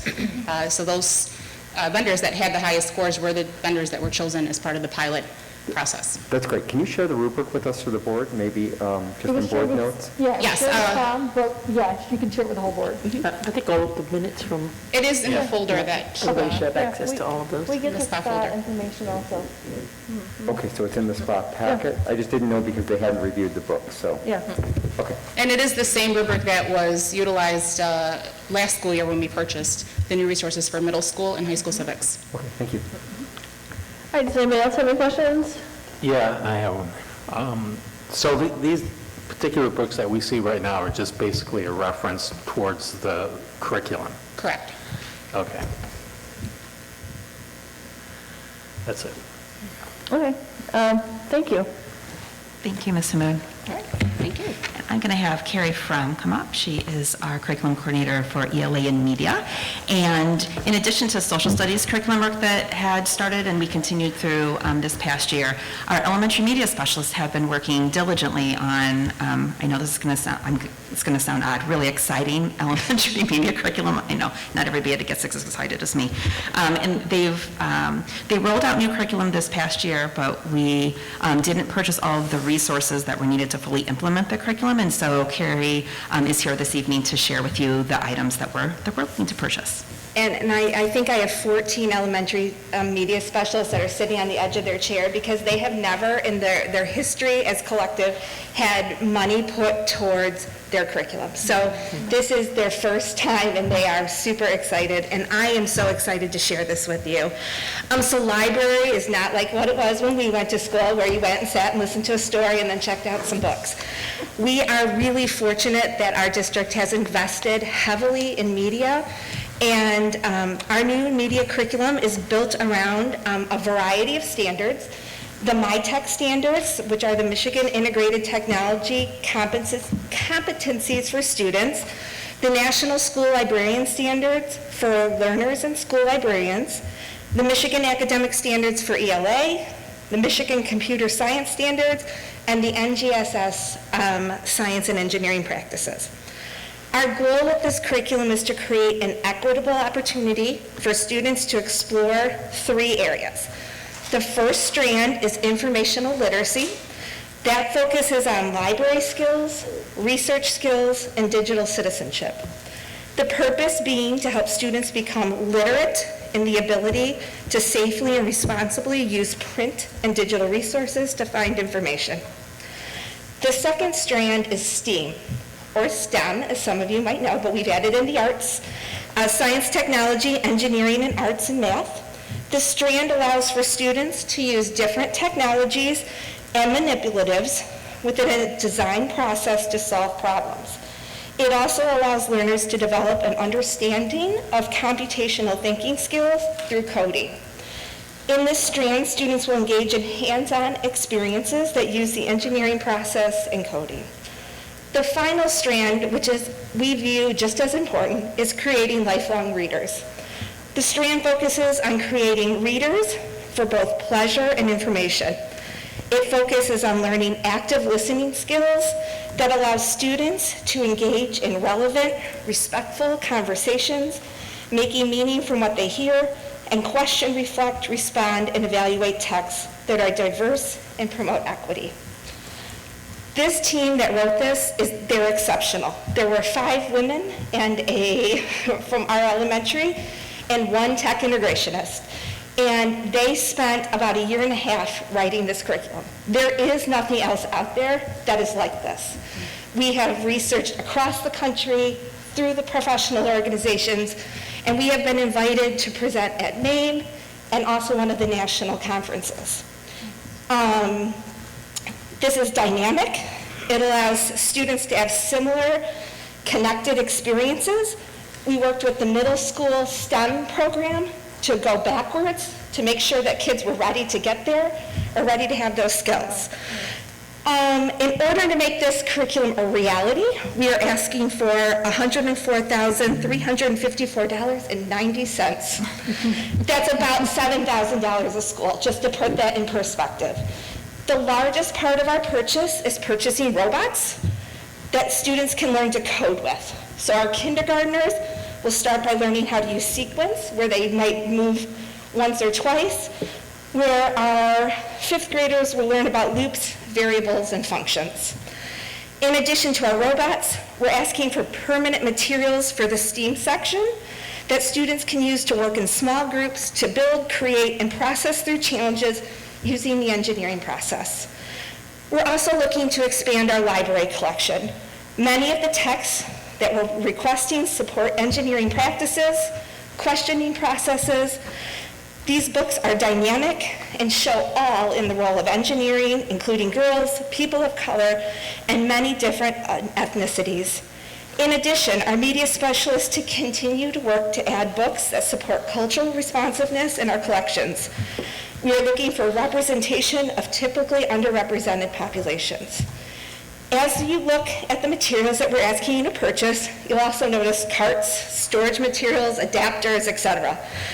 As we are building this curriculum on our own and not purchasing a ready-made curriculum, we need to make sure that we're providing storage opportunities so that these materials will last. The media specialists were very responsive in their ask. If a building had something and we were going to purchase it, if it was in good shape, they did not ask for another one for it. The goal has always been with this group to provide an equitable education to all of our students. I'd like to just add one thing. Carrie was very modest in talking about the buzz, I guess, around our elementary media curriculum at the state level and being able to go and present at the national level. Member Wilson asked at one point, what are we doing that's being on the cusp? This is one example. What we are doing in elementary media does not look like it looks in other places. We are on the cutting edge of what we're doing with our elementary. So I'm very proud of the work that Carrie and the team has done to get there. Yep, and they've also done an amazing job as we think, and we've had those discussions about the longitudinal look at coding, at STEM, all of those things. So this is one of those pieces that gets us there as we look across the K-12 spectrum. All right, does anybody have any questions? I don't have any questions, but I do want to comment and just echo what the conversation has been. So we did get a chance to look at this in SPA because there's a listing, there's no textbook here. To what Beth and Deirdre just said in terms of what the media specialists have done in Plymouth-Canton has been remarkable. And I always want to give a shout out to Kathy Luster for her leadership statewide and nationally, and as well as the other media specialists, because we are lucky to have the media specialists that we do have. And I applaud the district for continuing to make sure that they are part of the staff. So this is really exciting in terms of when I look at the landscape of coding, of robotics, getting kids introduced to STEM early on. This is the way to do it, to get them excited about problem solving and doing it in a way that makes sense for them. And then we build that interest before they get to high school and we have them choose these hard classes. So this to me is very exciting, and thank you for bringing that forward. Thank you for giving the kids the opportunity to do this. It's another way we get to some of those math skills we've been talking about as well, when we look at our gaps in mathematics. So just wanted to share that. Yep. Patrick? So again, I want to echo how excited I am about this program. It seems really great, and thank you for clarifying on the not buying additional equipment for schools that didn't need it. It wasn't clear to me why that was happening when I looked at the presentation, or when I looked at the packet, but it makes a lot of sense now. I also really appreciate the coordination that you're doing at the middle school level to make sure that we have continuity in these programs across the process. For the Dash robots, how are those programmed? Are they programmed from iPads. iPads? Okay. Yep, and so all the libraries have an iPad cart that is in there, and so they are ready to go on those iPads when they're not being used by the media specialists, because they will only be used, with each grade level for a certain amount of time. They'll also be available to classrooms so that the kids could continue with that. So that's why we made sure we purchased enough that they will be robust and the kids can use them. Awesome. Thank you very much. You're welcome. Okay, anybody else have any questions or comments on this? No. Okay, I think that is excellent. And it's really timely considering that we're starting this, the bond work and improving our media centers, and thank you for all this hard work, because that's writing a curriculum that's a lot of work. Well, these ladies are fabulous. So if you are in your school library, and we don't have one librarian in this district that isn't absolutely fabulous, so please make sure you let them know how much you appreciate them, because they really are the backbone a lot of times of our schools, making sure that computers work and everything else behind the scenes with technology, and then going and teaching their classes. So they really are a fabulous group. So it's been my privilege to work with them. All right, thank you so much. Thank you for your time tonight. This was very, very informative. Thanks. All right, so now we are on to E, citizens' comments. At this time, I don't have any forms. Is there anybody who wanted to speak who did not fill out a form? All right, so we will move on then. We are on to action items and discussion. So first up is future agenda topics. Does anybody have any future agenda topics they would like to bring forward? I don't, but I just wanted to quick bring up the late start time conversation that is in July. Yep. That was my comment as well, so I'm Is there excited any about it. way we can move that up to some meeting in June rather than waiting till July? Just because there's so much to talk about there. And before we know it, July is going to turn into August, and then by that time it's too late to do anything for the fall. I would say personally, when we look at the agendas, they're kind of packed for the meetings in June. We have our budget, we have our K-12 insight, we have the excellence survey, we have, I have to go in there, their custodial KPIs. We have pretty packed agendas for the month of June, but we chose July because that's the organizational meeting. So there's not, it's just about a half an hour meeting, so we could really devote that time to the conversation. No, I understand why it's in July. I'm just wondering if there's going to be any opportunity to have any impact for the fall, or are we still going to be talking for future where nothing happens for the fall? And that's my wondering, is... Yeah, I guess that's what my question would be is, I think June 8th is the date we said, is that right, to kind of talk about the fall plans? Yes. So if we're looking at late start potentially in the fall, could we piggyback that conversation on that or make that a part of the presentation for June 8th? I'm sure parents would appreciate knowing in advance if we are or not going to do a late start either way, but to have that up front, kind of to your comment before of they'll have plenty of notice of knowing what the fall is going to look like. Yeah, I think it's a bigger conversation than just adding that on to the fall plans. And so we can go back and have a little more conversation around that. But I think that's in our initial discussion is why we chose that July meeting. So just making sure that we can align the committees on that work. So Ms. Merritt, towards that end, I know we've talked about this before, we've had a number of workshops before on this, and that this is a really complicated process. From what I've seen, and if there were easy solutions, we would have implemented them already. Yes. I'm disappointed, but recognize that it's probably unlikely that we're going to have a radical transformation that we're going to do for this fall in that July meeting. Is that correct? I would agree with that. I mean, we might be able to move things around at the edges, but if we really want to make the big changes that we're talking about, we will need to discuss them longer, and they will take us longer to implement. I would agree with that. Okay. And so that's one of the things I want to think about is there an opportunity to make the small incremental changes, knowing that that is more realistic as we plan for the most drastic changes, which will take time and planning.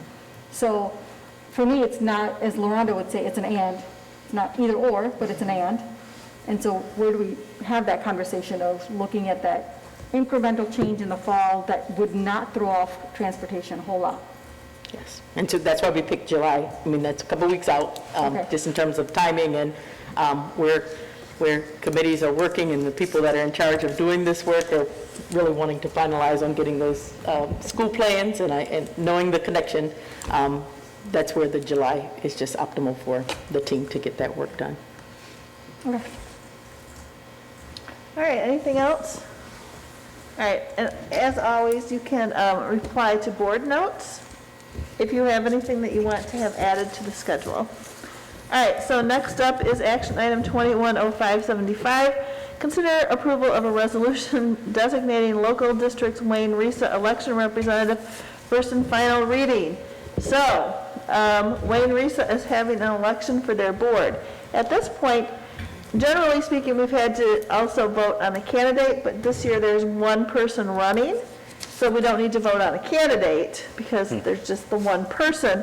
However, we do need to have a representative go and vote. So it was today, so people may not have seen it, but they have changed they kind of changed the procedure where somebody needs to go and vote in person, but they can vote between 2:15 and 6 at Wayne Risa, and then join the meeting via a Zoom. So this resolution would be choosing someone to cast our ballot for us. I didn't get a lot of enthusiasm for going to do that. Not sure why. Ms. McCoy? Yes. If there's only one candidate, is there a need for us to vote? Yeah. Oh, yeah. I mean, we're a large school district in Wayne County. So how is the vote done? Is it based upon school population, or is it based upon the number of districts? think every district gets a vote. Yes. Yeah. Pardon me? Every district gets a vote. So every district gets one vote? Gets one vote, yeah. Okay. There could be a write-in, I don't know. Okay. I'm just asking a question from a practical standpoint. Right, because when Patrick goes, he just wants to understand how it works. I like that. I can't even find the email with what date it is. It's June It is June 7th. So as a matter of record, in the past 4 years, I've done it twice, and I'd like to open it up for someone else. Because nobody wanted. Again, I cannot get involved in this process, so that automatically puts me out. You said it is June 7th? That's a Monday. It's the Monday. I'm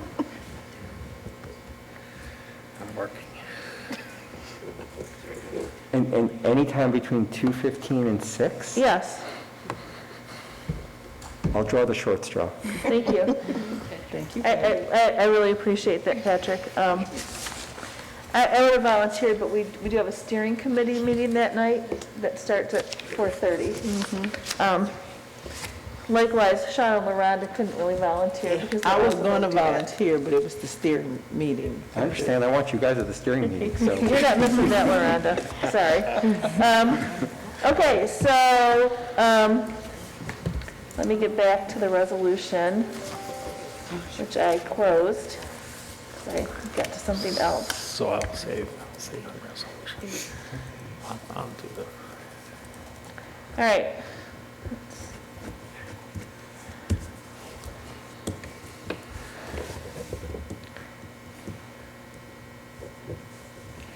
Oh, it's slow.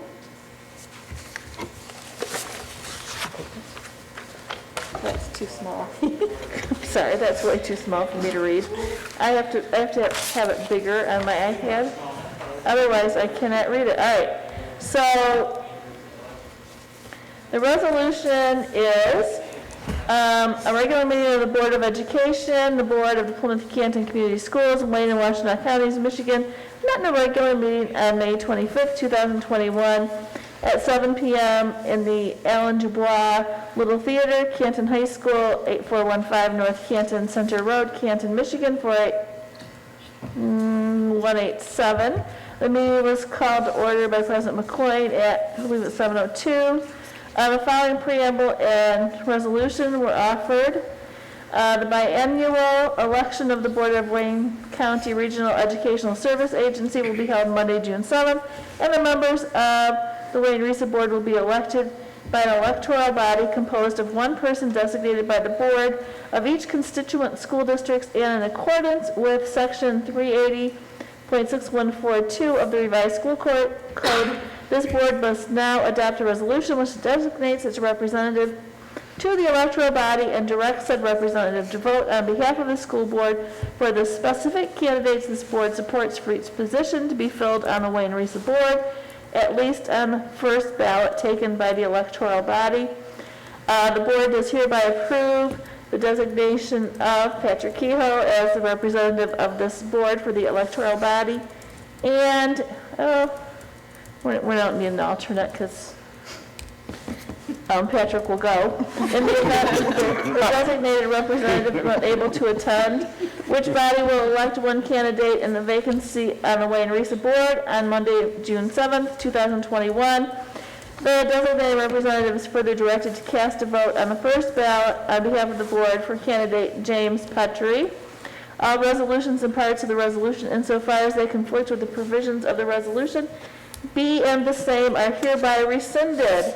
All right, so I am looking for a motion on action item 210575, consider approval of resolution designating local districts Wayne Resa election representative, first and final reading. Madam President, I would like the board to consider approval of a resolution designating local districts Wayne Resa election representative, first and final reading, action item 210575. Thank you. I need a second. I'll second. All right, it was moved by member Brooks, and I heard Sean Second first, so moved by Member Brooks and seconded by Member Wilson, that consider approval of a resolution designating local districts Wayne Risa election representative, first and final reading, Action 210575. All in favor say yes. Yes. Opposed say no. Abstain. Abstain. Okay. So we have 6-0 and 1 abstention. All right, so the next action item is action item 210576. Consider approval of reconfirmation of extended COVID-19 learning plan, first and final reading. Madam President, I urge the board to consider approval of reconfirmation of extended COVID-19 learning plan, first and final reading, action item 210576. Okay, can I get a second, please? Second. All right, that was Lauren? Okay, it was moved by Member Brooks and seconded by Member Christensen. Consider approval of reconfirmation of extended COVID-19 learning plan, action item 210576, first and final reading. And so the actual resolution, it was moved by Member Brooks and seconded by Member Christensen to reconfirm the Plymouth Canton Community Schools extended COVID-19 learning plan that was approved on September 29th, 2020. This plan recommends that students continue to receive instruction through 2 distinct models. 1, the P-CCS Virtual Academy, a 100% virtual model, and 2, Safe Start Remote Learning with P-CCS, a model that began 100% virtually with a planned phase and approach to in-person learning. All kindergarten through 5th grade Safe Start students continue in a full 5-day per week in-person learning model. All 6th, 7th, 8th grade Safe Start students continue in a full 5-day per week in-person learning model. All 9th, 10th, 11th, and 12th grade Safe Start students continue in a 5-day per week half-day in-person learning model. All Starkweather Academy Safe Start students continue in a full 5-day per week in-person learning model. Madonna ASD Center-based program, Goals Post-Secondary program continue in a full 5-day per week in-person model. Programming will remain remote for all students in the P-CCS Virtual Academy, if necessary, based on the review of school district, community, and county metrics, and in consultation with the local health department. The district may pause in-person instruction for a specified period of time at a particular school level or district-wide. This reconfirmation is a requirement of MCL 388.1698A of the School State Aid Act. All right, I will call for the vote. All in favor say yes. Yes. Any opposed say no. All right, 7-0. We have, what do we have left for school? About 2 weeks? 2.5 weeks? How many days? 30 days. 13. 13. All right, and next up on our agenda is action item 210577. Consider approval of a resolution to approve MASB board governance standards. Final reading, as we have discussed in the past. We wanted to move forward and adopt these standards for our board. So I am looking for a motion. Madam President, I move that we consider approval of the resolution to approve MASB board governance standards. Final reading, action item 210577. All right, I'm looking for a second. Second. All right, it's been moved by Member Brooks and seconded by Member Chastain that we consider approval of resolution to approve MASB board governance standards. Final reading, action item 210577. So the resolution says, whereas 30 years of research on school district leadership has proven correlation exists between the work of school boards and student achievement, and whereas school boards in high-achieving districts exhibit characteristics and practices that differ greatly from those in lower-achieving school districts, regardless of socioeconomic status, and whereas the Board of Education of Plymouth Canton Community Schools is committed to governing the district in a manner that creates high achievement and positive outcomes for students.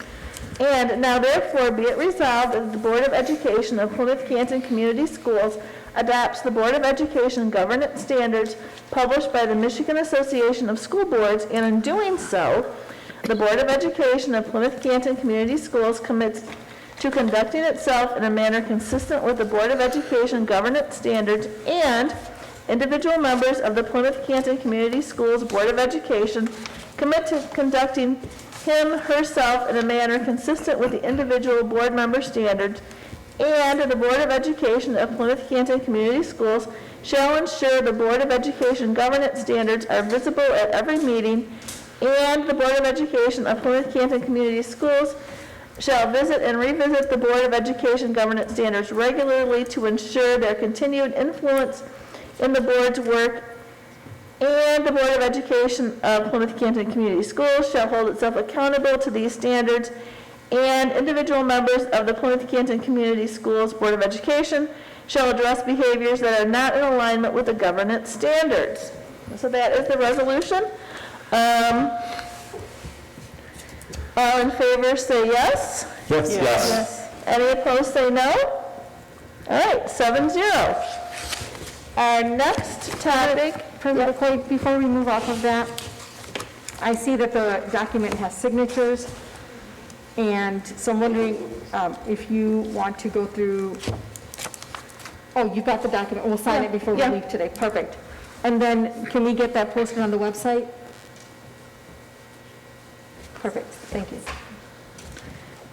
It was confusing. No, you were asking me to post something. No, I just want to make sure the signed document gets posted on the website. Yes, thank you. All right, so next up we have follow-up board questions. So from last time, we had the board would like to see a comparison of last year's spring attendance rates compared to this year's as discussed in the two-way interaction rate review. Please include numbers, percentages, and absence codes. I don't think we got that, but I don't think we need it, because I don't think you can get that, correct? The first part with the code was provided in board notes a few weeks ago. There were two charts there, and then just last week, or just yesterday, or today was the other piece. Okay. There wasn't really a comparison, though, of the 2 years, was it? About 4 weeks ago, that was in board notes. That was, okay. That's fine. I'm fine with what we got. All right, the board would like to receive clarification regarding two-way interaction rates and attendance for quarantine students. Which we got. Pardon me? We got. Yes, we got that. And then the board would like to receive an update from ABM Industries to show that how they measure and survey success, as well as information to clarify how they define clean. And we got that this afternoon and had a good discussion this evening. Okay, so that was all we had from the last time. And are there any outstanding questions from tonight that we need to get?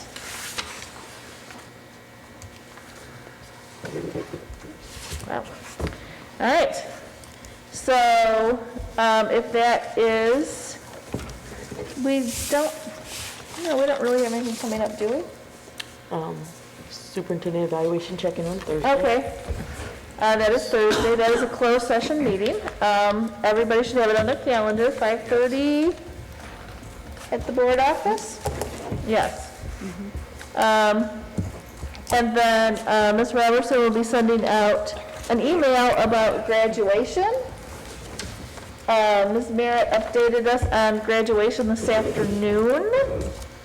So generally speaking, there are four members at each of the park high schools that are needed to hand out diplomas. Usually the board president goes to all of them, and so that would be 3 people per ceremony. Plus we have Starkweather coming up. Starkweather will be in Heritage Park on June 9th, and everybody is welcome to attend that. So any board members who would like to attend Starkweather's graduation are welcome to attend that ceremony. Putting up my hand for both Starkweather and Canton. All right, well, we'll get an email sent out. Okay. And it's always very exciting, and of course, We wear graduation robes to these events. So ideally, we all have them and are ready to go. President McCoy, there were two things that I forgot to ask about in the update. Ms. Merritt, I think that there was some changes that happened today with prom and with the graduation program. Did you, maybe I missed it when you did your So COVID I update? believe that they've communicated them out. I gave you all the initial information, but just looking at graduation information, condensing now that the outdoor limits have been lifted to having one ceremony for each school instead of having 3 ceremonies for each school. So if they have not communicated that information out, that will be forthcoming. And also when we look to the prom event, once again, adhering to the outdoor guidelines, we no longer have to have the slots for students. Students will have the opportunity to participate in the full 4 hours if they choose. So that information will be coming forward for our high school community from our director of high schools, probably, if it's not today, then tomorrow. I think it went out. I just wanted to make sure that we let people know here tonight. Yes. And the prom is still being done at the PARC in downtown Plymouth? That's correct. We're utilizing the football field at PRAC. Did I say that right?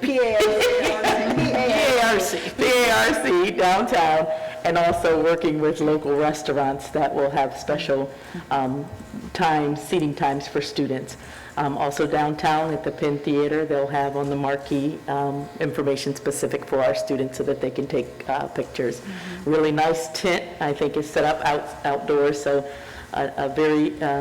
I'm just very pleased with our high school teams working to honor our students, our seniors, in their last few weeks here at school. And so I'm glad all of the requirements, that lift came June 1st, the prom is June 2nd, so it really allows the kids the opportunity to engage together in that setting as they finalize their K-12 experience. All right, anybody have anything else? All right, so we have come to the end of our agenda, so I will adjourn the meeting. It is 9:05. We are adjourned. Have a lovely evening, and thank you for watching or listening.